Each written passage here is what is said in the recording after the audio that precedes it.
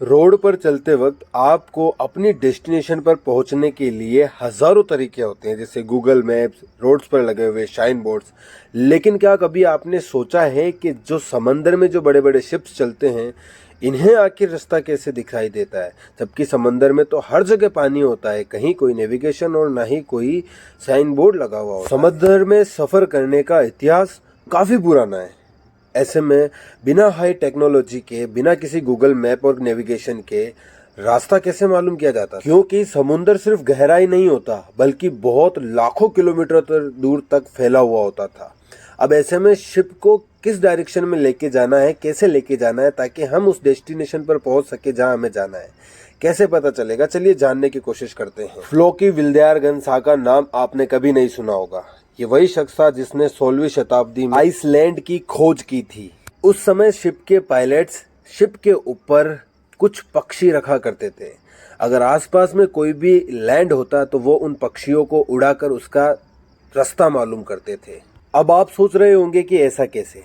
तो देखिए, जब भी पक्षी लगातार किसी एक दिशा में उड़ता था तो उससे पायलट को मालूम चल जाता था कि यहाँ आसपास में कोई लैंड है।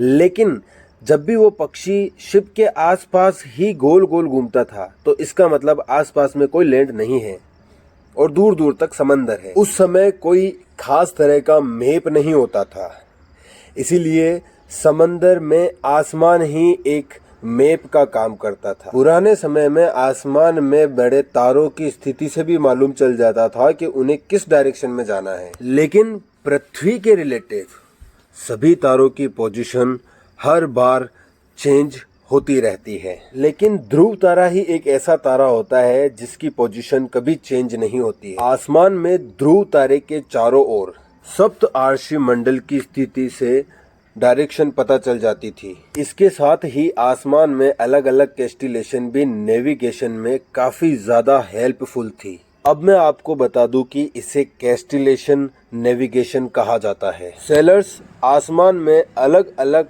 कस्ते कैस्टिलेशन की स्थिति को पता करके बड़े बड़े विशाल समंदर में रास्ता खोजते थे, जिसके लिए उन्हें धरती के नॉर्दर्न हेमिस्फीयर और समथल हेमिस्फीयर के कंसल्टेशन के बारे में पता होना चाहिए था। अब इसे एक एग्जाम्पल के थ्रू समझते हैं। सप्तऋषि मंडल नॉर्दर्न हेमिस्फीयर में ही दिखाई देता है, जिससे यह पता चल जाता है कि शिप पृथ्वी के नॉर्दर्न हेमिस्फीयर में है। साथ ही सेलर्स एंड कंस्टेलेशन और सूरज के होराइजन से अपना एंगल मेजर करके अपनी पोजीशन के बारे में पता कर लेते थे, और इसके लिए सेक्सटीन जैसे उपकरण का प्रयोग लिया जाता था। सेक्सटीन का प्रयोग से कैस्टिलेशन का होराइजेशन से मेजर करके नॉर्दर्न हेमिस्फीयर या सदर्न हेमिस्फीयर में अपनी पोजीशन का पता कर लेते थे। अब समंदर के आसपास में कोई लैंड है या नहीं, इसका अंदाजा समंदर में उठने वाली ऊंची ऊंची लहरों से लगाया जाता था।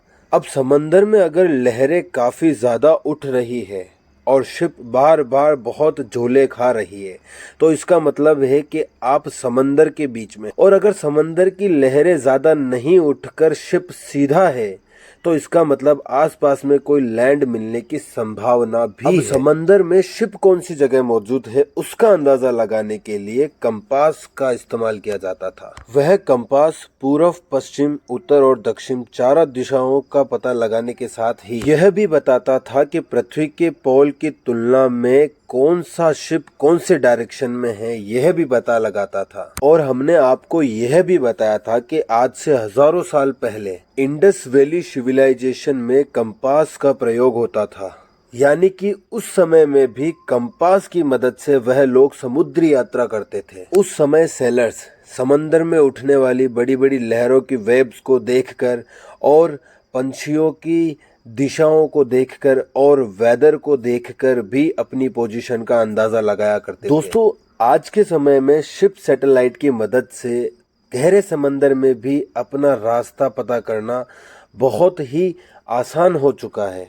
वो कैसे, चलिए जानते हैं। यह अक्षांतर और दिशांतर रेखाएं हमारी पृथ्वी पर बनाई गई काल्पनिक रेखाएं हैं, और यही रेखाएं पृथ्वी पर हमारी लोकेशन जानने में सबसे ज्यादा मदद। सैटेलाइट कम्युनिकेशन से पृथ्वी पर किसी भी ऑब्जेक्ट के कम्युनिकेशन के कोऑर्डिनेट्स यानी कि लैटिट्यूड और लॉन्गिट्यूड पता चल जाते हैं और यही जीपीएस सिस्टम का काम करते हैं। और समंदर में रास्ता पता करना भी इसी जीपीएस की मदद से काफी आसान बन जाता है। और दोस्तों, इस पूरा वीडियो को देखने के लिए आपका बहुत बहुत धन्यवाद और चैनल को बिना सब्सक्राइब किए मत जाना। और ऐसे ही इंटरेस्टिंग वीडियोस देखने के लिए हमारे साथ बने रहे और कमेंट बॉक्स में मुझे इसके लिए जरूर बताएं।